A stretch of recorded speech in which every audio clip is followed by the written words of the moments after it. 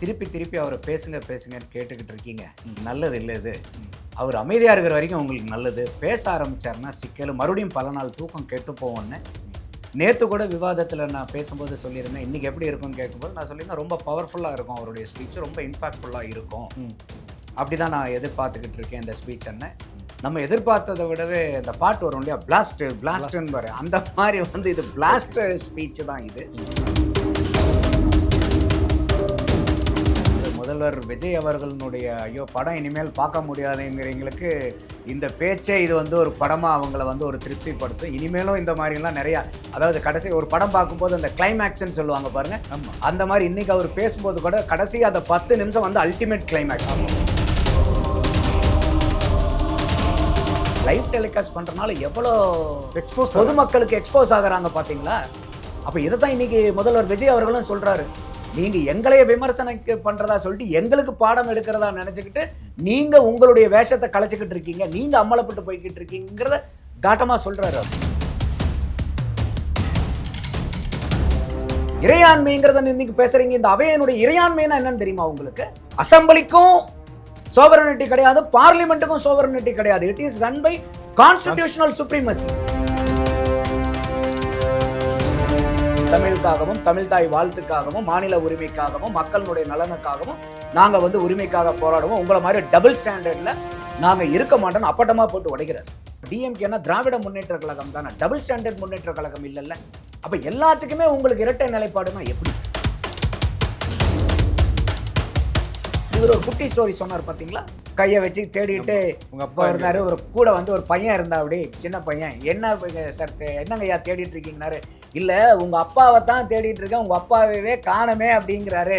அப்படின்னு சொல்லிட்டு, இல்லை இது இந்த மாதிரி எங்களுக்கும் சம்மந்தம் இல்லாமல் குட்டி ஸ்டோரி சொல்ல தெரியும், நக்கல் நையாண்டி பண்ண தெரியும். இப்போ எல்லாத்தையும் ஓவர்டேக் பண்ணுற மாதிரி விஜய் அவர்கள் வந்து நீங்கள் சொன்ன மாதிரி அவருக்கு நடிக்க சொல்லி தரணுமா, இல்லை பாடி லாங்குவேஜ் சொல்லி தரணுமா?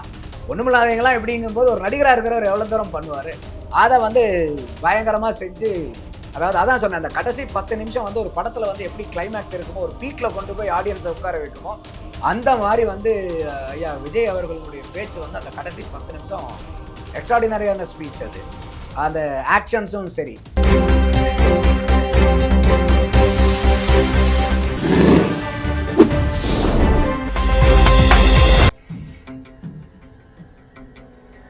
தமிழ் அலை நேயர்களுக்கு வணக்கம். இன்றைய சந்திப்பில் நம்மோடு இணைந்திருப்பவர் அரசியல் விமர்சகர் திரு நந்தகுமார் அவர்களை வரவேற்பதில் மகிழ்ச்சி.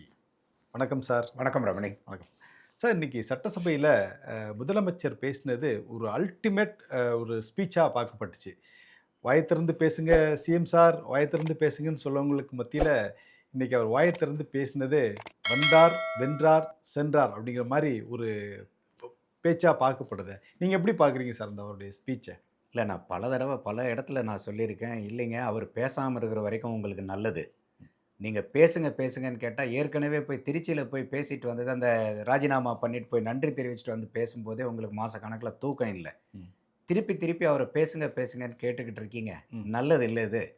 அவர் அமைதியாக இருக்கிற வரைக்கும் உங்களுக்கு நல்லது. பேச ஆரம்பித்தார்னா சிக்கல், மறுபடியும் பல நாள் தூக்கம் கெட்டு போவோன்னு நேற்று கூட விவாதத்தில் நான் பேசும்போது சொல்லியிருந்தேன். இன்றைக்கி எப்படி இருக்கும்னு கேட்கும்போது நான் சொல்லியிருந்தேன், ரொம்ப பவர்ஃபுல்லாக இருக்கும் அவருடைய ஸ்பீச், ரொம்ப இம்பாக்ட்ஃபுல்லாக இருக்கும். அப்படி தான் நான் எதிர்பார்த்துக்கிட்டு இருக்கேன் இந்த ஸ்பீச். என்ன நம்ம எதிர்பார்த்ததை விடவே இந்த பாட்டு வரும் இல்லையா, பிளாஸ்ட்டுன்னு வர அந்த மாதிரி வந்து இது பிளாஸ்ட் ஸ்பீச் தான் இது. அவரை ஆதரிக்கிறவங்களுக்கோ, அவரை நேசிக்கக்கூடிய மக்களுக்கோ, இன்றைக்கி வந்து அவருக்கு வாக்களிக்காத மக்களுக்கு கூட இன்றைக்கி அவர் அந்த சட்டசபையில் ஆற்றிய உரை வந்து பார்த்திங்கனாக்கா எல்லாத்தையும் கட்சி கடந்து அவரை ரொம்ப பிடிச்சு போகும். அந்த அளவுக்கு வந்து ரொம்ப நின்று நிதானமாக அவர் ஒரு 9:40 ஸ்பீச்சை ஸ்டார்ட் பண்ணுறாரு. 10:40 ஒரு 1 ஹவர் நடுவில் வந்து இவங்க பெரிய அளவுக்கு அமளித்துமையிலெல்லாம் பண்ணிக்கிட்டு இருந்தாங்க. ஆனால் அவர் ரொம்ப யதார்த்தமாக தான் ஆரம்பித்து எல்லாமே படிக்க ஆரம்பிக்கிறாரு. படித்ததுக்கப்புறம் அந்த பேப்பரை வச்சுட்டு அவருடைய ஓன் ஸ்டைலுக்கு வந்து எக்ஸ்டம்போல பேசுகிறதுக்காக வந்த உடனே இவங்களுக்கு ரொம்ப என்ன சொல்கிறது, ஒரு ஷேக் ஆகிட்டாங்க அவங்க. அதுலேயே அவர் அதை படித்த உரையிலே வந்து பல கேள்விகளுக்கு வந்து பதில் சொல்லியிருந்தாங்க. இது இல்லாமல் இவர் போன தடவை எதிர்க்கட்சி தலைவர் நேத்து பேசும்போது கூட வந்து பார்த்தீங்கன்னாக்கா, நாங்கலாம் நெறைய கேள்விகள் இருக்கு. கேள்விக்கு நாங்க அதாவது என்னென்னலாம் சாதனைகள் இவங்க செஞ்சிருக்காங்கங்கிறதெல்லாம் நாங்க கேளுங்க. எதிர்பார்த்தோம் இந்த 40 நாள்ல. ம். அதெல்லாம் இல்லாததெல்லாம் எங்களுக்கு வருத்தம் அளிக்குது. அதையெல்லாம் நாங்க எதிர்பார்த்தோம்னாரு. ம். இவரு நாங்க இந்த 40 நாள்ல என்னென்ன செஞ்சோங்கிறதெல்லாம் பட்டியல் போட்டார். ம். நாங்க என்னென்னலாம் பண்ணியிருக்கிறோம். 200 ஃப்ரீ யூனிட்ல குடுத்ததுலேருந்து, சிங்கப்பெண்லேருந்து, அ த போதைப்பொருள் தடுப்பு சிறப்பு படையில இருந்து, ம். அந்த குவாரிகள 67 குவாரிகள மூடுனதுலேருந்து, 469 லாரிகள சீஸ் பண்ணதுலேருந்து, எல்லாத்தையும் என்னென்னலாம் வந்து பட்டியலிட்டாரு. ஆமா. பட்டியலிட்டாரு. அதுக்கப்புறம் வந்து எங்களை வந்து புது கட்சி, புதுசா இருக்காங்க, அனுபவம் இல்லாதவங்கங்கிற சொல்லி, ம். அதுக்கு ஒரு பட்டியல் போடுறாரு. ஆமா, எங்களுக்கு மக்கள் சேவை செய்ய தெரியும். ஆனா மக்கள சுரண்டுறதுக்கு எங்களுக்கு அனுபவம் இல்ல. அதான் சார். அவரு சொல்லும்போது அதாவது விஜய் எப்படி பேசுவாரு அசெம்பிளில? ஏன்னா சினிமாவுல நம்ம நெறைய டயலாக் பேசினத பார்த்துருக்கோம், கேட்டுருக்கோம். இந்த மாரிலாம் இருக்கு. அதே மாரி அவர் பிரச்சார கூட்டங்கள்ல பேசினதெல்லாம் பார்த்தோம். சட்டசபையில வந்து எல்லாம் அமைதியா இருக்காரா, பேசவே மாட்டேங்கிறாரா, ஃபுல்லா அப்சர்வ் பண்ணிட்டு போயிடுறாரா, அவர் எப்படி பேசுவார்ன்னு இன்னைக்கு ஒரு பெரிய எதிர்பார்ப்பு இருந்துச்சு. விஜய் எப்படி பேசுவார்? சரி பார்ப்போம். இன்னைக்கு ஏன்னா முதல்ல சட்டசபையில ஒரு முதலமைச்சரா அவருடைய உரை எப்படி இருக்குன்னு பார்க்கலாம் அப்படின்னு நெறைய பேரு இன்னைக்கு வந்து பார்த்தாங்க.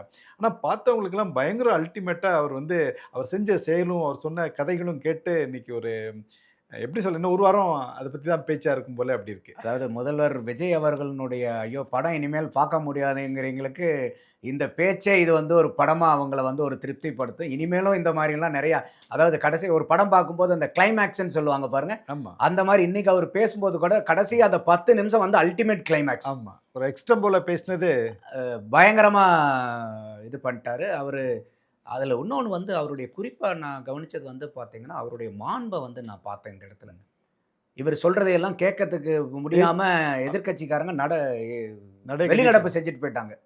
நம்ம கேட்கிற கேள்வி, வாய தொறங்க சிஎம் சார்ன்னு பேட்ச போட்டிருந்தீங்கல்ல. அவர் வாய தொறக்கும்போது நீங்க ஏன் காத மூடிட்டு வெளிய போறீங்க? அப்ப நீங்க உண்மையாலுமே அந்த அக்கறையில தான் பேட்ச கட்டுனீங்களா? இல்ல பேசுங்க இன்னொன்னும் பேசுங்கன்றீங்க. அவர் குறிப்பிட்டது வந்து ஒரு பார்ட்டி ஃபண்ட் அப்படின்னு வந்து ஒரு காமனான ஒரு விஷயத்த தான் சொன்னாரு. ஒண்ணும் பெரிய சபையில வந்து சபை மாண்பிற்கு எதிராகவோ, இல்ல ஒரு ஒரு சாராரை குற்றம் சாட்டியோ, இல்ல அந்த ஒரு கட்சியவோ, இல்ல ஒரு தனிப்பட்ட நபரையோ குற்றம் சாட்டி அவர் சொல்லல. நீங்க கேட்டீங்க, கேட்டதுக்கு ஒரு பதில குடுத்தாரு. இந்த மாரி பார்ட்டி ஃபண்டுன்னு சொல்லி வாங்குறாங்க. அத வந்து நாங்க வந்து ஒழிச்சிருக்கிறோம். கஜானாவுக்கு வந்து அரசுடைய கஜானாவுக்கு தான் காச கொண்டு வரோம்ன்னு சொல்லி அதத்தான் பேசினாரு. அதற்கு எடுத்து அமளி, துமளி பண்ணி வெளிநடப்பு பண்ணது எல்லாம் லைவ்ல பார்த்துட்டு இருக்காங்கல்ல ஆமாமா. மக்கள். இது கூட இப்ப எதிர்க்கட்சி தலைவர் வெளிய வந்துட்டு அவரு ரீலு, கன்டென்ட்ன்னு புலம்புறாரு. எப்பயும் புலம்புற மாரி இன்னைக்கும் புலம்புறாரு. ஆனா இதெல்லாம் லைவ் டெலிகாஸ்ட் ஆயிருந்துச்சு. இது உங்க ஆட்சி இல்ல. ம். லைவ் டெலிகாஸ்ட் ஆகாம நீங்க வெளிய வந்து பத்திரிக்கைக்கு என்ன வேணா பேட்டி குடுக்கலாங்கிறதெல்லாம் இல்ல. ம். முழுக்க முழுக்க உள்ளார சட்டசபையில என்ன நடந்ததுங்கிற அத்தனையும் ஒரு செகண்ட் கட் இல்லாம எல்லாத்தையும் காமிச்சாங்க. ம். அப்ப வந்து இந்த இடத்துல நான் ஒரு முதல்வர் விஜய் அவர்களுடைய மாண்பு என்ன சொல்ல வந்தேன்னா, இவங்க எல்லாம் வெளிநடப்பு செஞ்சதுக்கு அப்புறம் பேச வராரு. பேசுனதுக்கு அப்புறம் அவங்க வேற எல்லாம் இல்ல இல்ல. இல்லாதவங்கள பத்தி எப்படி பேசுறது? பேசலாமான்னு கேட்கிறாரு சபாநாயகர் கிட்ட. இல்லாதவங்க ஒரு இடத்துல ஒருத்தர் இல்லன்னா அவங்கள பத்தி நம்ம பேசக்கூடாது. சட்டசபையா இருந்தா கூடங்கிற ஒரு மாண்பு பாருங்க அவர்கிட்ட. அப்ப கூட பக்கத்துல இருக்க அமைச்சர் பெருமக்கள் சொன்னாங்க, "இது லைவ் டெலிகாஸ்ட் ஆயிட்டு இருக்கு. மக்கள்லாம் பார்ப்பாங்க பேசுங்கன்றார்." ம். அப்புறம் வந்து பார்த்தீங்கன்னாக்கா சபாநாயகர்ன்னு அப்போ அந்த ஒரு பண்பு இருக்கு பாருங்க. ம். ஒருத்தர் இல்லன்னா அவங்கள பத்தி நம்ம பேசக்கூடாதுன்னு. ம். அப்ப அத கேட்டுட்டு தான் அவரு அந்த அதான் நீங்க இடத்துல இத்தன பேசுறாரு. வருஷம் எம்எல்ஏக்களும் அமைச்சர்களா இருந்தவங்க கூட யாரும் இல்லாட்ட கூட பேசுறாங்க. பட் இவங்க புதுசா வந்திருக்காங்க. இவங்களுக்கு என்ன தெரியும் அப்படின்னு நினைச்சிட்டு இருக்கவங்களுக்கு கூட அவருடைய பேச்சு வந்து ரொம்ப ஒரு பார்க்குற மாரி நல்லா இருந்துச்சு. இல்ல நீங்க அது நானு எங்களுக்கு நேத்தே சொல்லியிருந்தேன் ரமணி. ஒரு விவாதத்துல இதே தான் தலைப்புல இது பண்ணும்போது நான் சொல்லியிருந்தேன். சபா சரியான போட்டின்னு சொல்லியிருந்தேன். 76 வருடங்களை கடந்த திமுக இன்னைக்கு 2 வருடம் 4 மாதங்கள் ஆன தாவேகா. ஏதாவது வித்தியாசம் நேத்து சட்டசபையில தெரிஞ்சுதா உங்களுக்கு? பதிலடி உடனே அவங்க டக்கு டக்குன்னு. கேட்கறதுக்கு பூரா எங்க அமைச்சர் பெருமக்கள் பூரா எந்திரிச்சு எந்திரிச்சு பதில். ம். கண்ணியமான முறையில. அமளி துமையிலலாம் இல்ல. கேட்கிற கேள்விகளுக்கு பதில் வந்து டக்கு டக்கு டக்குன்னு சுட சுட சுட சுட குடுக்குறாங்க. ம். அப்ப எங்கேயாவது வந்து 76 வருஷ கட்சிகளுக்கு இவங்க தாவேக்கா 2 வருஷம் 4 மாசம் தான் ஆனவங்க புது கட்சி மாரி எங்கேயாவது தெரிஞ்சுதா? இல்ல ஒரு பத்திரிகையாளரா நான் கூட பார்த்தேன். சரி இந்த மாரி அ 76 வருஷ திமுக ஆளுங்கட்சி நெறைய முறை ஆளுங்கட்சியாக இருந்தவர்கள் மேல எக்ஸ்பீரியன்ஸ் ஆன ஆப்போசிட் சைடு பார்த்தீங்கன்னா 90, 95% மேலப்பட்டவங்க எக்ஸ்பீரியன்ஸ் ஆனது. அதே மாரி இங்க இருக்கக்கூடிய எல்லாருமே புது எம்எல்ஏக்கள், அமைச்சர்கள், முதலமைச்சர் உட்பட எல்லாருமே புது ஆட்கள். இவங்க எப்படி இந்த சபைய கொண்டு போறாங்க, எப்படி நடத்துவாங்க அப்படின்னு பார்க்கலாமேங்க கூட நாங்க முழு நேரலையும் நாங்கள் பார்த்தோம். அப்படி பார்க்கும்போது ஒரு ஒரு கண்ணியமாக தான் நேர்மையாக அவங்க கேட்கக்கூடிய கேள்விக்கு பதில் டக்கு டக்குன்னு ஒரு சில இடங்களில் வந்து நாங்கள் குறிப்புகள்லாம் பார்த்துட்டு நாளைக்கு பதில் சொல்கிறோம், இல்லை நீங்கள் சொன்ன குற்றச்சாட்டுகளுக்கு வந்து நாங்கள் ஆதாரங்கள் வந்து கொடுக்குறோம் அப்படிங்கிற மாதிரி ஒரு ஒரு நல்ல நரேட்டிவ் பண்ணி தான் கொண்டு போனாங்க அந்த இல்ல சபையை. நீங்க அந்த சபையில கூட நேத்து முடிஞ்சதுக்கு அப்புறம் தொழில்துறை அமைச்சர் வேற ஒரு பிரசன்டேஷனை ரெடி பண்ணி வச்சிருக்காங்க. எங்ககிட்ட எந்த தமிழ்நாட்டை விட்டு வெளி மாநிலத்துங்களுக்கெல்லாம் முதலீடு போகுதுன்னு குற்றச்சாட்டு சொல்லிட்டு இருக்காங்க. இது சபையில கேட்பாங்க. இது வந்து முந்தா நேத்தே சொல்லியிருந்தாங்க. சபையில கேட்பாங்க, நான் அந்த டைம்ல பதில் சொல்றேன் அப்படின்னு சொல்லிட்டு பிரஸ் கிட்ட சொல்றாங்க. கரெக்டா வந்து நேத்து அது இருக்கும்போது அவங்களுக்கு பேசுறதுக்கு வாய்ப்பு இல்லை பாவம். அது முடிச்சதுக்கு அப்புறம் வந்து அவங்க வந்து அந்த அமைச்சர் கீர்த்தனா வந்து வெளியில சொல்றாங்க, எத்தனை திட்டங்கள் வந்து தமிழ்நாட்டில இருந்து அண்டை மாநிலங்களுக்கு போயிருக்கு, 25 ப்ராஜெக்ட் வெளியே போயிருக்கு, 3,34,000 கோடிக்கு ஒர்த்தான ப்ராஜெக்ட் திமுக ஆட்சி காலத்துல எந்தெந்த வருஷம் போச்சு, இதனால வந்து பாத்தீங்கன்னா 2 லட்சம் வேலை வாய்ப்புக்கு மேல அவங்க ஒரு பெரிய புள்ளி விவரத்தை பவர் பாயிண்ட் பிரசன்டேஷனை பிரிண்ட் அவுட் எடுத்து வச்சிருக்காங்க அவங்க. அப்போ எந்த அளவுக்கு இந்த அமைச்சர் பெருமக்கள் புதுசா இருந்தாலும் தயார் நிலையில இருக்காங்க பாருங்க. அப்போ இன்னைக்கு ஏன்னா அவங்களுக்கும் தெரியும் இல்லையா, 76 வருஷ கட்சி திமுக.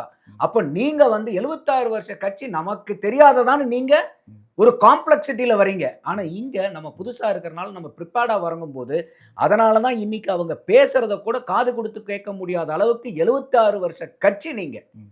பாரம்பரியமிக்க கட்சி, முதல்வர் பேசுறதுக்கு கூட உங்களுக்குனால பொறுக்க முடியாம நீங்க போறீங்க. அதோட இன்னொரு பொய்ய பேசுறாரு லீடர் ஆஃப் அப்போசிஷன். நாங்க வந்து நீங்க சட்டசபையெல்லாம் முடிஞ்சிருச்சுன்னு நேற்று சொல்லிட்டீங்க, நாங்க வீட்டுல போய் உட்கார்ந்து பார்த்தா அதுக்கப்புறம் டிவி பார்த்தா அமைச்சர் பெருமக்கள் பேசிக்கிட்டு இருக்காங்கன்னு. ஏங்க இதெல்லாம் லைவ் டெலிகாஸ்ட் ஆயிட்டு இருக்கு. லீடர் ஆஃப் அப்போசிஷன் உதயநிதி இந்த மாதிரிலாம் பச்சையா போய் பேசுறங்கிறதே இருக்காது. நம்மளும் தானே பார்த்துக்கிட்டு இருந்தோம். இவர் சொல்ல வராரு, இந்த அவை நேரம் குறிப்பிடா அப்படின்னு சொல்ல வராரு. அதுக்குள்ளேயும் ஒரு ராஜ்மோகன் அமைச்சர் பேசுறாரு. பேசும்போது உட்கார்ந்து இருக்கிறீங்க, இவர் பேசதான் எந்திரிச்சு போறாங்க. அப்போ ஒண்ணுமே தெரியாத பாப்பா மாதிரி நீங்க வந்து போய் பேசுறீங்கன்னா என்ன அர்த்தம் அது? அப்போ இது பாருங்க, இந்த லைவ் டெலிகாஸ்ட் பண்றதுனால எவ்வளோ பொதுமக்களுக்கு எக்ஸ்போஸ் ஆகுறாங்க பாத்தீங்களா? அப்ப இதைத்தான் இன்னைக்கு முதல்வர் விஜய் அவர்களும் சொல்றாரு. நீங்க எங்களைய விமர்சனம் பண்றதா சொல்லிட்டு எங்களுக்கு பாடம் எடுக்கிறதா நினைச்சுக்கிட்டு நீங்க உங்களுடைய வேஷத்தை கலைச்சுக்கிட்டு இருக்கீங்க, நீங்க அம்மலப்பட்டு போய்கிட்டு இருக்கீங்கிறத காட்டமா சொல்றாரு. ஆமா, அவர் சொல்லும்போது கூட ஒரு விஷயத்த சொன்னாங்க. ஏன்னா இப்போ 2-3 நாளாவே வந்து தேசிய கீதம் வந்து 2 முறை பாடப்பட்டது ஒரு பெரும் பேசு பொருளா சபையில இருந்துச்சு. நீங்க வந்து தேசிய கீதத்தை வந்து தமிழ் தாய் வாழ்த்துக்கு அப்புறம் பாடினீங்க, அப்புறம் சபை முடிந்த பிறகு பாடினீங்க, இது வந்து மரபு இல்லை அப்படிலாம் சொன்னாங்க. ஆனா அதுக்கு முதலமைச்சர் ஒரு பதிலடி கொடுக்கும் வகையில முன்னாள் முதலமைச்சராக இருந்த திரு கருணாநிதி அவர்களுடைய புகைப்படம் திறப்பு விழாவிற்கு ஜனாதிபதி கலந்து கொண்ட போது முதலில் பாடப்பட்டதே தேசிய கீதம் தான். அதற்கு பிறகுதான் வந்து தமிழ் தாய் வாழ்த்தே பாடப்பட்டுச்சு. முதலையும் பாடினீங்க, கடைசியும் பாடினீங்க, அப்போ 2 முறை பாடப்பட்டுச்சு. அன்னைக்கும் 2வது முறையாக தான் தமிழ் தாய் வாழ்த்தே பாடப்பட்டுச்சு. நீங்க வந்து இப்போ தேசிய கீதம் பாடதை பத்தி நீங்க ஒரு விளக்கம் கொடுக்குறீங்க, நீங்க எங்ககிட்ட எங்களை குற்றச்சாட்டு சொல்றீங்க அப்படிங்கிற மாதிரி ஒரு விஷயத்தை எக்ஸ்போஸ் பண்ணாரு. கரெக்டா. இப்போ இது கூட வந்து பார்த்தீங்கன்னா, வெளியே வந்து அமைச்சர் பெருமக்கள் பேசுறாங்க. இவங்க வெளிநடப்பு செஞ்சுட்டாங்கன்னு பார்த்தா, அவங்க ரூம்ல போய் உட்காந்துட்டு முதல்வர் என்ன பேசுறாரு டிவியில பார்த்துக்கிட்டு இருந்தாங்கன்னு. அப்போ உங்க ரூம்ல உட்காந்து டிவியில பார்க்கறத மாமன்றத்திலே உட்காந்து அவர் முதல்வர் பேசுறத கேட்டு நீங்க இன்னைக்கு வந்து சபாநாயகர் வந்து ரொம்ப நியாயமா நடந்தார். அவர் சொல்றாரு, இல்லைங்க முதலமைச்சர் பேசி முடிக்கட்டும், உங்களுக்கு நான் வாய்ப்பு தரேன், உங்களுக்கு என்ன வினாக்கள் இருக்கோ சந்தேகங்கள் இருக்குங்க, எத்தனை கேள்வி வேணா கேளுங்க, அவரு பதில் சொல்லுவாருன்றார். அப்போ இவ்வளவு நாளா வாயத்தரங்க சிஎம் சரண் அப்படிங்க டேக் அடிச்சுட்டு வந்தீங்கல்ல, அப்ப இன்னைக்கு உங்களுக்கு வாய்ப்பு தரேன்றாரு சபாநாயகர். எத்தனை கேள்வி வேணா கேளுங்கன்றாரு. ஏன் சார் நீங்க வந்து கேட்கறதுக்கு உங்களுக்கு மனசு இல்லை? அப்போ இதனால் வரைக்கும் நீங்க சிஎம் சார் வாயத்தரங்கன்னு சொல்லிட்டு இருக்கிறது, இனிமேல் அதை சொல்றதுக்கு திமுகவுக்கு ஏதாவது தார்மீக உரிமை இருக்கா? இல்லை, அவைத்தலைவர் கூட குறிப்பிட்டார், நீங்கள் வந்து நீங்கள் ஆட்சி நடத்தும்போது நீங்கள் எல்லாம் இது உங்களுக்கு இது வேணுமோ குறிப்பெடுத்து வச்சுக்கோங்க, நாங்கள் கடைசியாக நீங்கள் கேள்வி கேளுங்க நாங்கள் பதில் சொல்கிறோன்னு சொன்னீங்க, அதே நடைமுறை தான் இப்பவும் நாங்கள் ஃபாலோ பண்ணுறோம். அதை கூட ஒரு அவை முன்னவர் சொல்லும்போது, ஐயா செங்கோட்டையன் சொல்லும்போது அப்பயும் சபாநாயகர் குறுக்கிடுறார். அவை முன்னவர் நீங்க முன்னாடி என்ன நடந்துச்சுங்கிறதெல்லாம் பேசி அந்த நம்மளுடைய அவை மாண்பை கூட குறைக்காதீங்க அப்படிங்கிறார். அப்போ பழையன கழிதலும் புதியன புகுதலுங்கிற மாதிரி அப்பா அவங்க ஆட்சியில் என்ன வேணா செஞ்சுட்டு போயிட்டு இருக்கோம், நம்ம மாண்போடு நடத்துவோங்கிறது சபாநாயகர் அந்த இடத்துல நிலைநிறுத்துறார். அப்போ இந்த இடத்துல ரமணி நேத்து அவரு உதயநிதி ஸ்டாலின் அவர்கள் பேசும்போது, இந்த அவையனுடைய இறையாண்மையை நாங்க காத்தோம் ஆட்சியில் இருக்கும்போது, தமிழ் தாய் அதாவது ஜனகணமன பாடாமங்கிறார். இறையாண்மைனா என்னன்னு தெரியுமா? சோவரனிட்டி. அப்போ அந்த சோவரனிட்டிங்கிறது வந்து சட்டசபைக்கும் கிடையாது, மாநிலங்களுக்கும் கிடையாது, பாராளுமன்றத்துக்கும் கிடையாது. இந்திய நாடே வந்து என்ன இருக்குன்னாக்கா கான்ஸ்டிடியூஷனல் சுப்ரீமசி. கான்ஸ்டிடியூஷன் தான் நமக்கு. அப்போ சோவரனிட்டினா என்னன்னா, உங்களுக்குன்னு ஒரு கான்ஸ்டிடியூஷன் இருக்கணும். தமிழ்நாட்டுக்குன்னு ஒரு கான்ஸ்டிடியூஷன் இருக்கா? நமக்குன்னு வந்து ஒரு வெளியுறவு கொள்கை இருக்கணும். நமக்குன்னு ஒரு வெளியுறவு கொள்கை இருக்கா? இந்தியாவுக்கு தான் இருக்கு. நமக்குன்னு ஒரு டிஃபென்ஸ் இருக்கா? நமக்குன்னு ஒரு இன்டர்னல் செக்யூரிட்டி சிஸ்டம் இருக்கா? டிஃபென்ஸை நம்மளால கண்ட்ரோல் பண்ண முடியுமா? என்னைக்கு வேணாலும் நம்ம இந்தியாவினுடைய யூனியன் ஆஃப் ஸ்டேட்ஸ், நம்ம இந்தியாவில இருந்து இப்போ இங்கிலாந்து வந்து யூரோப்பியன் யூனியன்லேருந்து பிரெக்சிட்னு வெளியே போனாங்க பாருங்க, அந்த மாதிரி இந்தியாவில இருந்து நம்ம மாநிலம் பிரிஞ்சு போக முடியுமா? ஏதாவது மாநிலம்? இதெல்லாம் பண்ணவே முடியாது. அப்புறம் எப்படி நீங்க சோவரனிட்டிங்கிற வார்த்தையை பயன்படுத்துறீங்க? சோவரனிட்டினா உங்களுக்கு என்னென்ன அர்த்தம் கூட லீடர் ஆஃப் அப்போசிஷனுக்கு தெரியாம வந்து ஒரு சட்டசபையில பேசுறாருன்னாக்கா, இவரு சொல்றாரு முதலமைச்சரை வந்து அவங்க ஸ்கிரிப்ட் எழுதி வந்து கொடுத்ததை பார்த்து அப்படியே மனப்பாடம் பண்றாரு. நீங்க என்ன சார் பண்றீங்க? இறையாண்மைங்கிறத இன்னைக்கு பேசுறீங்க. இந்த அவையினுடைய இறையாண்மைனா என்னன்னு தெரியுமா உங்களுக்கு? அசம்பிளிக்கும் சோவரனிட்டி கிடையாது, பார்லிமெண்ட்டுக்கும் சோவரனிட்டி கிடையாது. It is run by constitutional supremacy. அப்ப அதை கூட புரிஞ்சுக்காம, அந்த தகவலை கூட தெரிஞ்சுக்காம நீங்க நேத்து வந்து பேசிட்டு இன்னைக்கு முதலமைச்சர் அவர்களை பத்தி பேசுறீங்க. அடுத்தது மரபு மீறிட்டாங்கன்னு சொல்றாங்க. இது ஐயா இன்னைக்கு முதலமைச்சர் அவர்கள் வந்து சொன்னாரு, ஆகஸ்ட் 2021 சட்டசபையினுடைய 100ஆண்டு விழால கலைஞர் அவர்களுடைய படத்தை வந்து பிரசிடென்ட் அவர்கள் திறக்கும் போது வந்து பாத்தீங்கன்னாக்கா, நாட்டுப்பண் தேசிய கீதம் பாடினதுக்கு அப்புறம் நீங்க வந்து தமிழ் தாய் வாழ்த்து பாடினீங்கன்றீங்க. ரமணி, நம்மளே பேசியிருக்கோம்னு நினைக்கிறேன் முன்னாடி. திமுக அது வந்து இப்ப பேட்டி வெளியே வந்து என்ன சொல்றாருன்னா, ஜனாதிபதி அப்ப வந்துட்டு போனாருங்க. இப்பவும் கவர்னரும் அவருக்கும் இப்பயும் ஜனாதிபதிக்கும் அது இருக்குங்க, கவர்னருக்கும் அது இருக்குதுங்கிறது இன்னைக்கு வரைக்கும் உங்களுக்கு தகவல் யாரும் கொடுக்கலையா சார்? அந்த புரோட்டோகால் இருக்குங்கிறத. அப்போ எந்த அளவுக்கு வந்து தகவல் இல்லாம நீங்க யாராவது எழுதி கொடுத்த ஸ்கிரிப்டை வந்து நீங்க ஒன்னா பேடை பார்த்து படிக்கிறீங்க, இல்ல பேப்பரை பார்த்து படிச்சுட்டு நீங்க முதலமைச்சர் மேல குற்றம் சொல்றதுக்கு என்ன தார்மீக உரிமை இருக்கு? அடுத்தது, இப்ப இந்த கவர்னரோ அவங்களோ வந்தா இந்த தேசிய கீதம் பாடணுங்கிறது ஜனவரி 28, 2026 உள்துறை அமைச்சகத்திலிருந்து அந்த இன்ஸ்ட்ரக்ஷன் வருது. அதுக்கப்புறம் இன்னைக்கு இருக்கக்கூடிய உயர்நீதிமன்றத்தினுடைய தலைமை நீதிபதி ஜஸ்டிஸ் தர்மாதிகாரி பதவியை ஏற்கிறார். என்னைக்கு? மார்ச் 6ஆம் தேதி. யாருடைய ஆட்சி அப்ப? மார்ச் 6, 2020 திமுகவுடைய ஆட்சி.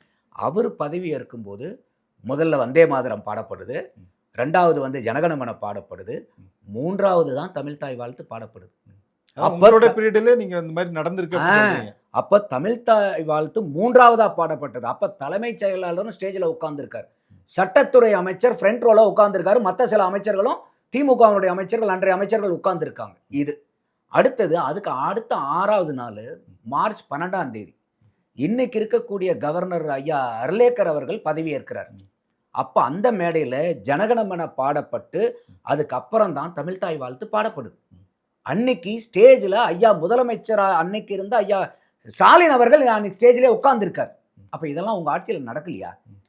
அப்ப என்னமோ அதனாலதான் இவர் இன்னைக்கு சொல்றாரு, நீங்க வந்து நீங்க வந்து தமிழர்களை வச்சு நீங்க வந்து இரட்டை வேடம் போட்டுக்கிட்டு இருக்கீங்க, உங்களை மாதிரி நாங்க அந்த மாதிரி இரட்டை வேடம் போட மாட்டோம், நாங்க உண்மையாலுமே தமிழுக்காகவும் தமிழ் தாய் வாழ்த்துக்காகவும் மாநில உரிமைக்காகவும் மக்களுடைய நலனுக்காகவும் நாங்க வந்து உரிமைக்காக போராடுவோம், உங்களை மாதிரி டபுள் ஸ்டாண்டர்ட்ல நாங்க இருக்க மாட்டோம்னு அப்பட்டமா போட்டு உடைக்கிறார். அப்போ நீங்க ஒரு குற்றச்சாட்டு சொல்றதுக்கு முன்னாடி உங்க சைட்ல என்ன தவறு இருக்குன்னு கூட பார்க்காம நீங்க யாரோ எழுதி கொடுக்குற ஸ்கிரிப்டை பூரா நீங்க வந்து பார்த்து படிச்சுட்டு முதலமைச்சர் மேல குற்றம் சொல்றதுக்கு லீடர் ஆஃப் அப்போசிஷனுக்கு என்ன தார்மீக உரிமை இருக்குன்னு எனக்கு புரியல. அப்ப எந்த அளவுக்கு நீங்க வந்து அப்டேட் ஆக வேண்டியது யார் இருக்காங்க? இன்னைக்கு ஐயா வந்து சட்டசபையினுடைய மாண்பையும் நீங்க காக்குறேன்னு சொன்னீங்கன்னா, சட்டசபைக்குள்ளார நடந்ததுக்கு ஆதாரம் கொடுக்குறாரு அவரு. நம்ம என்ன சொல்றோம், சட்டசபைக்கு வெளியவும் நீங்க என்ன பண்ண, ஏன்னா இவங்க போன தடவை முதலமைச்சர் வந்து பதவியேற்பு விழால இது மாதிரி நடந்துருச்சுன்னு கம்பு சுத்துனாங்க. அதனாலதான் வந்து பாத்தீங்கன்னா இந்த விளக்கமும் நான் சொல்ல வேண்டிய கட்டாயத்துக்கு வருது இப்போ. அப்போ நீங்க என்ன, நீங்க நம்ம பல இடத்துல கேட்டிருக்கோம், டிஎம்கேனா திராவிட முன்னேற்ற கழகம் தானே, டபுள் ஸ்டாண்டர்ட் முன்னேற்ற கழகம் இல்லைல்ல. அப்ப எல்லாத்துக்குமே உங்களுக்கு இரட்டை நிலைப்பாடுனா எப்படி சார்? அதான் சார், இன்னைக்கு பேசும்போது கூட திரு விஜய், முதலமைச்சர் கூட திரு விஜய் அவர்கள் சொல்லியிருக்கிறாரு, தமிழ்நாட்டில் இருக்கக்கூடிய மாநில அரசினுடைய உரிமையை காப்பதில் நாங்கள் எப்பவும் விட்டு கொடுக்க மாட்டோம். மாநில அரசினுடைய அதிகாரங்கிறது வேற, மாநில அரசு அரசியலுங்கிறது வேற, ஒன்றிய அரசிற்கும் மாநில அரசுக்கும் உரிய அரசு பரிவர்த்தனைங்கிறது வேற அப்படின்னு ஒரு கிளியரா ஒரு ஸ்டாண்டை எடுத்திருக்கிறாரு. ரமணி, நம்மளே பேசியிருக்கோம் இதை. அதாவது வந்து பார்த்தீங்கன்னா ஒரு அரசியல் ரீதியாக அரசியல் எதிரின்னு பண்ணிட்டு அந்த கொள்கை முதல் வேற, மாநில அரசாங்கத்துக்கும் மத்திய அரசாங்கத்துக்குங்கிறது வேற. நீங்க தனிப்பட்ட முறையில ஒரு அரசியல் கட்சியா இப்ப இப்ப இது என்னன்னா, இவங்க வந்து தமிழக அரசாங்கம் இன்றைக்கு இருக்கிறவங்க வந்து மத்திய அரசாங்கத்துக்கூட ஒரு இணைவு போக்க கடைப்பிடிச்சா, ஒரு நட்பு ரீதியான ஒரு போக்க கடைப்பிடிச்சா, உடனே இவங்க வந்து தாவேகாவும், பாரதிய ஜனதாவும் ஒண்ணா? என்னங்க இது? இது எவ்வளவு பெரிய சைல்டிஷான வார்த்தை இல்லையா இது? அப்போ எந்த அளவுக்கு உங்களுக்கு அரசியல் புரிதல் இருக்கு? நீங்க அரசியல் கட்சியா, அரசியல் கொள்கைகள்ல நீங்க போட்டி போடுறது வேற. அது அரசியல். இது ஆளுமை, இது கவர்னன்ஸ். மாநில அரசாங்கக்கும், மத்திய அரசாங்கம்ங்கிறது ஒரு இன்ஸ்டிடியூஷன். அதத்தான் இன்னைக்கு ஐயா விஜய் அவர்கள் சட்டமன்றத்திலும் கிளாரிஃபை பண்றாரு. அது வந்து நீங்க வந்து கண்ண மூடிட்டு நீங்க சண்டை போடுற மாரி நாங்க சண்டை போட முடியாது. அப்ப நம்ம இத பல இடத்துல சொல்லியிருக்கிறோம். ஆரம்பத்திலேயே நம்ம சொன்னோம், இந்த அரசாங்கம் வந்து மத்திய அரசாங்கத்துக்கூட ஒரு இணக்கமான போக்க கடைபிடிக்கும். திமுக சொன்ன மாரி தமிழ்நாட்டுக்கும், டெல்லிக்கும் சண்டைங்கிறதுக்குலாம் அவங்க போமாட்டாங்க. உரிமைய கேட்க வேண்டிய இடத்துல ஏன்னா நம்ம முதல்லயே சொல்லியிருக்கோம், விஜய் அவர்கள் வந்து பார்த்தீங்கன்னா, அக்ரசிவ் பெர்சன் கிடையாது. ஆனா வெரி அசர்டிவ் பெர்சன். அப்ப அவருக்கு உண்டான உரிமைய தைரியமா கேட்பாரு. அதுக்காக போய் கம்பெடுத்து சுத்தணுங்கிற அவசியம் இல்ல. அதே மாரி நிதி ஆயோக்கு போயிட்டு என்ன பண்ணாரு, ஏது பண்ணாருங்கிறதெல்லாம் அது ஒரு கம்பு சுத்திட்டு இருந்தாங்க. அப்பயே நான் சொன்னேன், டிஐபிஆர்ல நீங்க போய் பாருங்க. அத பப்ளிஷ் பண்ணியிருக்காங்க. நீங்க ஆட்சி பண்ணவங்க தானே. டிஐபிஆர்ல என்னென்ன வரும், ஏது எதுல வருங்கிறதெல்லாம் உங்களுக்கு தெரியாதா? மக்கள் செய்தி தொடர்பு துறையில.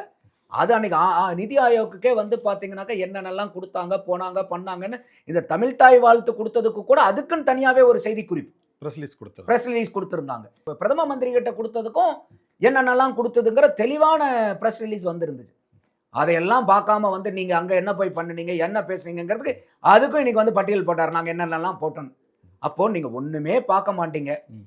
நீங்க பாட்டுக்கு வந்து எதையோ ஒண்ண பேசிக்கிட்டு போனீங்கன்னா, எப்படி வந்து மக்கள் இன்னைக்கு ரொம்ப வந்து நல்ல விஷயங்கள் என்ன தெரியுங்களா? இன்னைக்கு சட்டமன்ற நடவடிக்கைகள கம்ப்ளீட்டா டெலிகாஸ்ட் பண்றது வந்து ரொம்ப ரொம்ப நல்லது ஆளுங்கட்சியா இருக்கிறவங்களுக்கு. ஏன்னா எல்லாருமே பார்க்குறாங்க இன்னைக்கு. இதுவரைக்கும் சினிமா, ஸ்போர்ட்ஸ்ன்னு பார்த்துக்கிட்டு இருந்த ஆளுங்க பூரா இன்னைக்கு அவசர அவசரமா உட்காந்து 9 மணி ஆச்சா இன்னைக்கு சட்டசபை ஆரம்பிச்சிருப்பான்னு தெளிவா உட்காந்து ஃபுல் ப்ரோகிராம் வாட்ச் பண்றாங்க. அப்ப என்ன நடக்குது, ஏது நடக்குது, யார் என்ன பேசுறாங்க, அவங்களுடைய பாடி லாங்குவேஜ் என்ன, இவங்க வந்து வெளிய வந்து பிரஸ்ஸ பார்த்து உண்மைய பேசுறாங்களா, பொய்ய பேசுறாங்களாங்கிறது பூரா அம்பலப்பட்டு போறாங்க. இது இன்னைக்கு இருக்கக்கூடிய அரசாங்கத்துக்கு சாதகமான சூழ்நிலை. இத அவங்க தொடர்ந்து டெலிகாஸ்ட் பண்ணணும். அதுதான் என்னுடைய வேண்டுகோள். Okay sir. இந்த சட்டசபை கூட்டத்தொடர் போதும் சரி, அதுக்கு முந்தியும் சரி, திமுக சொன்ன குற்றச்சாட்டுகள் என்னன்னா, ஆட்சி அமைத்து 40 நாட்கள் ஆகிவிட்டது. தமிழ்நாட்டில சட்டம் ஒழுங்கு கெட்டுப் போச்சு. ஐசியூல இருக்கு சட்டம் ஒழுங்கு அப்படிலாம் குறிப்பிட்டு பேசினாங்க. இன்னைக்கு அதுக்கு முதலமைச்சர் விளக்கம் அளிக்கும் வகையா ஒரு விஷயத்த சொன்னாரு. கடந்த 10 மாதங்களாக கிட்டத்தட்ட 9, 10 மாதங்களாக ஒரு டிஜிபியை கூட உங்களால நியமிக்க முடியல. நாங்க இன்னைக்கு டிஜிபியை நியமித்து சட்டம் ஒழுங்கு பிரச்சனைகள் எடுக்க வேண்டிய நடவடிக்கைகள் என்ன அப்படிங்கிறது துரிதமா நாங்க எடுத்துட்டு இருக்கோம். இன்னொரு விரைவில வந்து இது எல்லாமே சரி பண்ணப்படும் அப்படிங்கிற ஒரு அசூரன்ஸை கொடுத்திருக்கிறாரே. ஆமா, கண்டிப்பா. ஏங்க நீங்க இன்னைக்கு வந்து ஹெட் ஆஃப் போலீஸ் ஃபோர்ஸே இல்லன்னா எப்படிங்க? ஒரு ஒரு ஒரு தலைவன் இல்லாத துறை எப்படி இருக்கும்?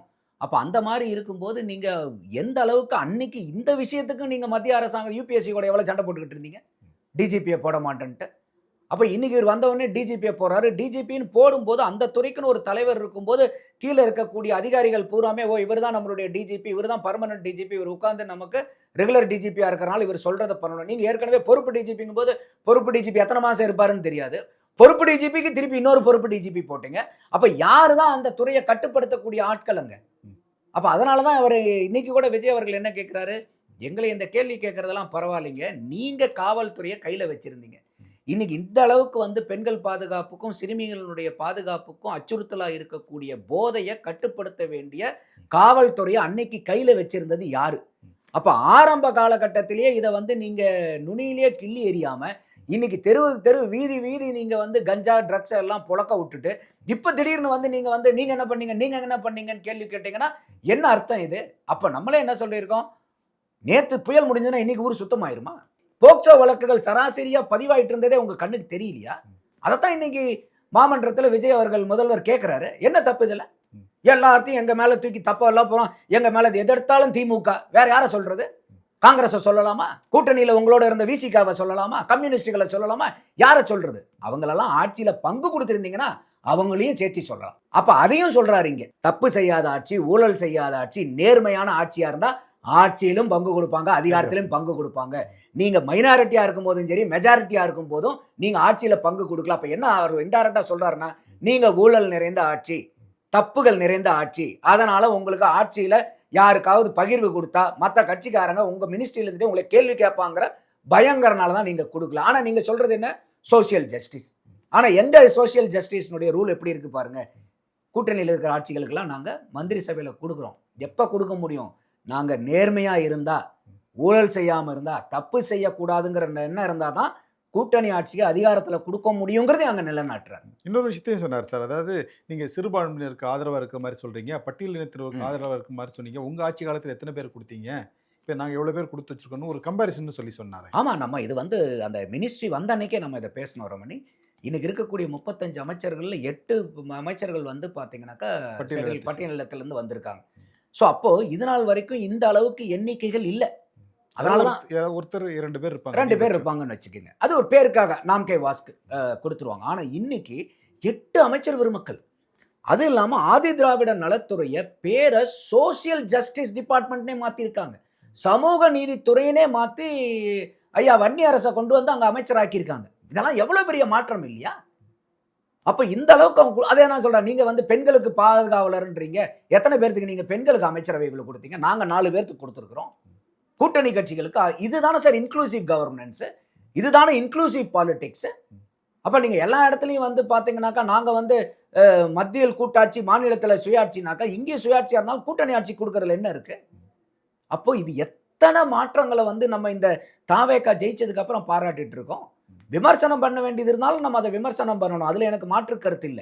அதான் இன்னொரு ஆனா இடத்துல கூட அவர் சொல்லியிருந்தாரு. எங்களுடைய ஆட்சிய வந்து ஈவில் ஆட்சி, ஈவில் ஆட்சின்னு சொல்றீங்க. டெவில் எல்லாம் ஈவில பத்தி பேசக்கூடாது அப்படின்னு. ஆமா ரொம்ப அதையும் ரைமிங்கா நல்லா இருந்துச்சு அது. அது ஏன்னா நேத்து அவரு ரைமிங் போட்டனால திருப்பி இவரு ஒரு ரைமிங் போடுறாரு. சோ அதனால வந்து பாத்தீங்கன்னாக்கா இதா இருக்கு. அதே மாரி அவரு நக்கல் நையாண்டிக்கு சொன்னதுக்கு இவரு ஒரு குட்டி ஸ்டோரி சொன்னாரு பாத்தீங்களா? கைய வச்சு தேடிட்டு ஆமா. உங்க அப்பா எங்க இருந்தாரு. இருக்காரு? ஒரு கூட வந்து ஒரு பையன் இருந்தாப்படி, சின்ன பையன். என்ன சார் என்னங்கய்யா தேடிட்டு இருக்கீங்கன்னாரு. இல்ல உங்க அப்பாவ தான் தேடிட்டு இருக்கேன். உங்க அப்பாவவே காணோமே அப்படிங்கிறாரு. அப்படின்னு சொல்லிட்டு, இல்ல இது இந்த மாரி எங்களுக்கும் சம்பந்தம் இல்லாம பேச குட்டி தெரியும். ஸ்டோரி சொல்ல தெரியும். நக்கல் நையாண்டி பண்ண தெரியும். அப்ப நீங்க வந்து நேத்து வந்து அவர் நெறைய அலிகேஷன்ஸ்லாம் வச்சிருந்தார். அதுக்கு வந்து அவரு பதிலடியா குடுக்குறாரு.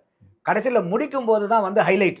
அதான் ஒரு அல்டிமேட்டா ஒரு ஒரு ஒரு ஸ்டைலா பண்ணாரு நல்லா. அந்த மாரி திமுக தலைவர் காங்கிரஸோட பேச்சுவார்த்தை முடிச்ச உடனே இப்படின்னாரு.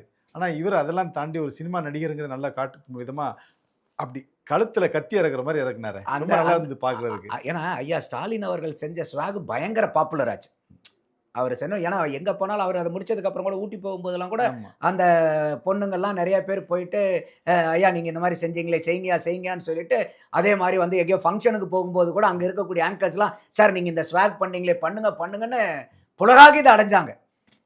அது வந்து பயங்கர பீக்கா இருந்துச்சு. அதுக்கப்புறம் வந்து பார்த்தீங்கன்னாக்கா, அவரு பாபு அவர்கள். விஎஸ் பாபு. விஎஸ் பாபு அவர். அவரு பனையூர்ல வந்துட்டு இப்படி இப்படி என்னடா இப்படி இப்படிங்கிறாருன்னு பார்த்தாக்கா, அவரு அந்த ஸ்வாகுக்கு அவரு ஒரு கவுண்டர் ஸ்வாக் வச்சாரு. சரி ஏதோ செய்றாருன்னு பார்த்தா, இந்த ஸ்வாக் பயங்கர பாப்புலர் ஆயிருச்சு. ஐயா பாபுனுடைய ஸ்வாக்.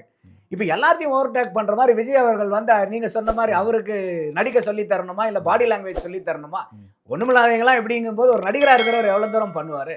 அத வந்து பயங்கரமா செஞ்சு அதாவது அதான் சொன்னேன். அந்த கடைசி 10 நிமிஷம் வந்து ஒரு படத்துல வந்து எப்படி கிளைமாக்ஸ் இருக்குமோ, ஒரு பீக்ல கொண்டு போய் ஆடியன்ஸ உட்கார வைக்குமோ, அந்த மாரி வந்து ஐயா விஜய் அவர்களுடைய பேச்சு வந்து அந்த கடைசி 10 நிமிஷம் எக்ஸ்ட்ரார்டினரியான ஸ்பீச் அது. அந்த ஆக்ஷன்ஸும் சரி. அப்ப நம்ம வந்து ஓகே இதெல்லாம் வந்து ஒரு அ ந ந ஒரு ஒரு ஒரு ரசிக்கக்கூடிய தன்மை இருந்தாலும், ஏற்றுக்கக்கூடிய கருத்துக்கள் நெறைய இந்த உரையில இருந்துச்சு. இன்க்ளூசிவ் பாலிடிக்ஸ் ஆகட்டும், நாங்க வந்து அதே மாரி இன்னொன்னு என்ன சொல்றாருன்னா, நான் ஒரு பைசா தொடமாட்டேன், தொடர்வனையும் விடமாட்டேன். இதுக்கு முன்னாடி தொட்டவங்களையும் விடமாட்டேன்னு ஒரு ஆக்ரோஷமா சொன்னாரு. அப்போ ஹி இஸ் கமிட்டட். அவர் வந்து இதுக்கு முன்னாடி அது வந்து ஊர அடிச்சு ஒலையில போடுறீங்கங்கிறதெல்லாம் பேசுறாரு. சட்டசபைக்குள்ளாரே. என்னுடைய கருத்து என்னன்னா ரமணி, நான் ஆரம்பத்துல இருந்தே சொல்லிட்டு இருக்கிறது, எந்த அரசாங்கம் வந்தாலும், ஃபர்ஸ்ட் 1 வருஷத்துக்கு நீங்க என்ன பண்றீங்களோ பண்ணலையோ, இதற்கு முன்னாடியில் இருந்த ஆட்சியாளர்கள் பண்ணுன ஊழல கண்டுபிடிச்சு, வெளிய கொண்டு வந்து கேஸ போட்டு, எஃப்ஐஆர் ஃபைல் பண்ணி கேஸ நடத்தி, ஃபாஸ்ட் ட்ராக்ல நடத்தி, அந்த 1 வருஷத்துக்குள்ளார அவங்களுக்கு நீங்க தண்டனை வாங்கி கொடுக்கணும். இப்போ மக்கள் மத்தியில 100 பேச்சு கூட அதிகமாயிருச்சு. நெறைய கொள்ளையடிச்சு வச்சிருக்காங்க. அவங்ககிட்ட இருந்து புடுங்கி கஜானாவுல கொண்டாந்து போட்டீங்கனாலே, தமிழ்நாட்டுக்கு இருக்கக்கூடிய கடன் எல்லாம் தீர்ந்துரும் அப்படிங்கிற மாரி ஒரு பேச்சு போயிட்டு இருக்கு. ஆமா, இன்னைக்கு ஏகப்பட்ட பினாமிகள் இருக்காங்க. பினாமிகள கை வச்சீங்கன்னாவே போதும். அரசியல்வாதிங்க யாரும் அவங்கவங்க பேர்ல வச்சிருக்க மாட்டாங்கன்னு வச்சுக்கங்க. ஆனா, அவங்களுடைய பினாமிகள கண்டுபிடிக்க முடியுமா? முடியாதா? ஊர்ல போய் நீங்க பல இடத்துல இடம் வாங்குறவங்க, பண்றவங்க எல்லாம் கேட்டீங்கன்னாவே, இந்த ஊர்ல யாரு பினாமிங்கிறது மக்கள் சொல்லிடுவாங்க. சார் அவர் இவருக்கு பினாமி சார், இவருக்கு பினாமி சார் அப்படின்ருவாங்க. நமக்கு தெரியாது இருக்கலாம், மக்களுக்கு தெரியும் யார் யாருக்கு பினாமிங்கிறது. அப்போ என்ன சொல்ல வரேன்னா, இந்த ஒரு வருடத்துல நீங்க இன்னைக்கு ஐயா சட்டசபையில சூளுரைச்சிருக்காரு. ஐயா விஜய் அவர்கள் முன்னாடி தொட்டவங்களையும் விடமாட்டேன்னு சொல்லியிருக்காரு. இத செயல்முறைப்படுத்தணுங்கிறேன் நான். அப்ப என்ன ஆகும்னா, இது அரசியல்வாதிகளுக்கு பூரா எந்த தைரியத்துல அவங்க கொள்ளையடிக்கலாங்கிற எண்ணம் வருதுன்னா, என்னப்பா மீறி போனா கேஸ் போடுவாங்கல்ல. கேஸ் போட்டா எத்தன 20 வருஷம், 30 வருஷம், 40 வருஷம் நடக்கட்டும்பா விடுப்பா. அது வரைக்கும் நம்ம உயிரோடு இருக்கிறோமோ இல்லையோ. அப்ப அந்த மாரி ஒரு தைரியம் அசட்டு தைரியம் இருக்கிறனால தான் யாருமே தப்பு செய்யறதுக்கு பயப்படுறதில்ல. இந்த அரசாங்கம்னாச்சுக்கு அது முன்மாதிரியா எடுத்துக்கிட்டு, இந்த மாரி குற்றச்சாட்டுகள் இருக்கிறவங்க மேல குற்றச்சாட்டுகள் உண்மையாங்கிறத கண்டறிஞ்சு, எஃப்ஐஆர் ஃபைல பதிஞ்சு, துரிதமான இதுக்குன்னே ஸ்பெஷல் ஃபாஸ்ட் ட்ராக் கோர்ட் போடுங்க. போட்டு விசாரிச்சு ஒரு வருஷத்துக்குள்ளார இந்த மாரி ஊழல் பண்ணவங்கள பூரா சிறைக்கு அனுப்புங்க. அப்பதான் மக்களுக்கு நம்பிக்கை வரும். இது நான் இந்த அரசாங்கம் மட்டும் சொல்லல. எந்த அரசாங்கம் வந்தாலும் முதல்ல 1 வருஷம் இத செய்யுங்க. அப்போ ஒரு 2, 5 ஆண்டுகள், 3, 5 ஆண்டுகளுக்கு கடந்து எந்த அரசியல்வாதிக்காவது மக்கள சொரண்டி சம்பாரிக்கணும், மக்கள ஊர அடிச்சு உலையில போடணுங்கிற சிந்தனை வருமா முதல்ல? பண்ணணும்னா அடுத்த 5வது வருஷத்துல நம்ம ஜெயில்ல இருப்போம்டா, களி தான் திங்கணுங்கிறத நடைமுறைக்கு வந்துச்சுன்னா, எந்த அரசியல்வாதிக்காவது 5 நயா பைசா தொடணுங்கிற தைரியம் வருமா? அத இந்த அரசாங்கம் முன்னெடுத்து நடவடிக்கை எடுக்கணுங்கிறதும் என்னுடைய வேண்டுகோளா நான் வைக்கிறேன். Okay sir. பார்ப்போம் எப்படி இந்த அடுத்தடுத்த நகர்வுலாம் எப்படி இருக்குன்னு பார்க்கலாம். அதாவது வாய் திறங்க சிஎம் சொன்னாங்க. இன்னைக்கு வாய் திறந்து பேசிட்டாருன்னு எத்தனை நாள் இதை பற்றி பேச போகிறோம்னு தெரியல. அதுவரைக்கும் நன்றி, வணக்கம் சார். நன்றி ரமணி.